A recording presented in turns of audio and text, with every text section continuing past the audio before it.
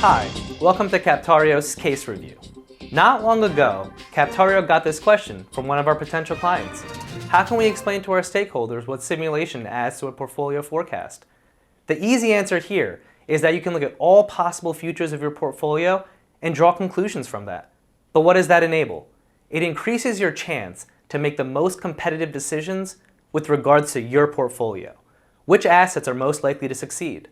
Where should your resources be spent? How would acquiring new assets affect your business? To help you better understand the merits of using simulations, let's look at a portfolio revenue forecast based on simulation and see how that translates to elevating the whole portfolio analysis.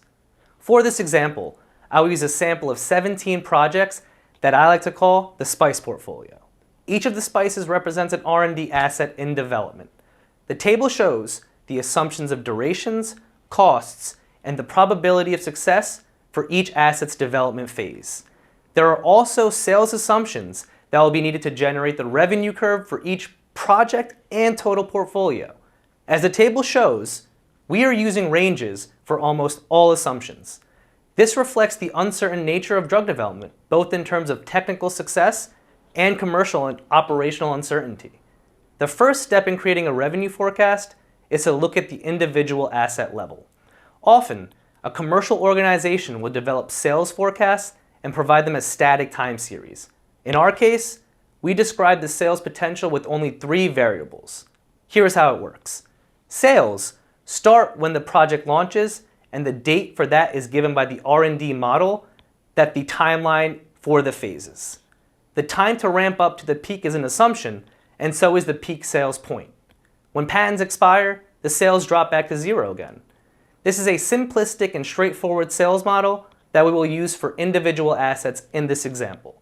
This would be a more detailed scenario in a real case, just like a spreadsheet-based sales model. Since we use ranges for most variables, sales will vary even for the individual assets. To the left in this picture, we can see the expected sales for the garlic asset given launch, and on the right, we can see the revenue spread across all 10,000 simulation iterations that we did. Same project and simulation, but 2 different perspectives on the sales forecast. What can we do with this data? The first curve is precisely the type of curve we would get from a spreadsheet sales model, showing static time series that assumes a specific launch date. This should be considered one of the outputs for a simulation rather than the input. The second curve shows us the uncertainty in what we can expect from the garlic asset in terms of sales. We can use this to plan what we will do if we end up at the lower end of the spectrum. Overall, the revenue as a portfolio is, briefly explained, the sum of the revenue of all the assets within. We can create a portfolio forecast in 2 different ways. The first way is to calculate mean revenue for each project using the 10,000 outcomes from the simulations. Then, for the portfolio, add together the expected revenue for each project per year. This is illustrated here. The second way is for each simulation iteration, total the generated revenue for the assets that launch in that particular simulation iteration. What we have is a portfolio forecast of 10,000 iterations, and we can use that data in all sorts of analyses, including the estimated revenue as in the picture. One benefit of using the second method is we can investigate the sales forecast case by case. From an analytic point of view, this allows us to analyze data, including cross-referencing with other data to better understand cause and effect. The following picture shows the portfolio revenue from 10,000 simulation iterations, and here we can see that the peak revenue sales for the portfolio can reach 15 billion. However, looking at the picture from before, we see that the expected peak is 5 billion. If we cross-reference this data with the project data and with portfolio NPV data, we can create an analysis that tells us more about the factors behind these specific sales curves. We created a dashboard that consists of 4 interlinked parts. Look at these charts here, for example. The upper left is the revenue chart. In the upper right is a table with project level information, launch information, and peak sales.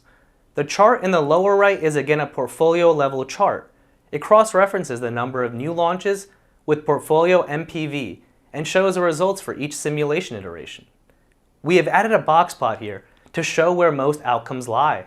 And last but not least, in the lower left, we have a chart that shows peak sales varying across the projects in the portfolio.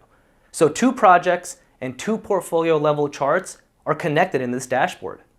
This connectivity means selecting a single simulation iteration and seeing precisely what lies behind the outcome in other charts. The following picture shows an example.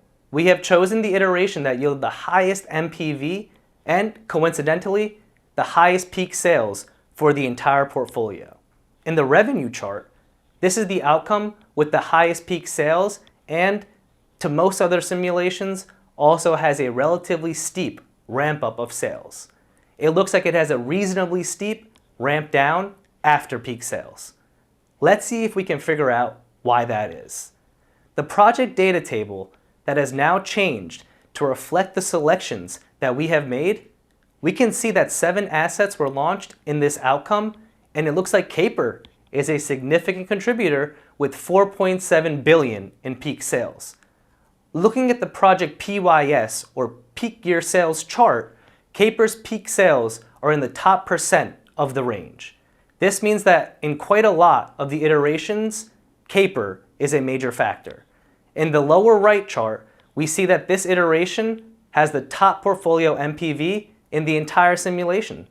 This tells us that if Caper performs well, it also drives portfolio value. We will show one more example, and now we will select the 20 iterations with the highest sales in 2031. This goes towards creating sustainable revenue for the entire portfolio. When we look at the dashboard now, we can see that it is garlic and basil that are the main contributors.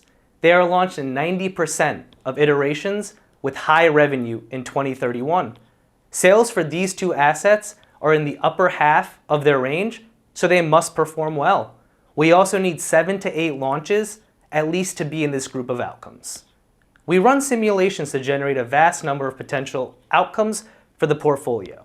This will allow analytics that will help stakeholders and everyone else understand the dynamic nature of the portfolio. It also enables what-if analyses to be done directly, on the spot, in the investment meeting, all increasing your chance to make the most competitive decisions with regards to your portfolio. Thank you.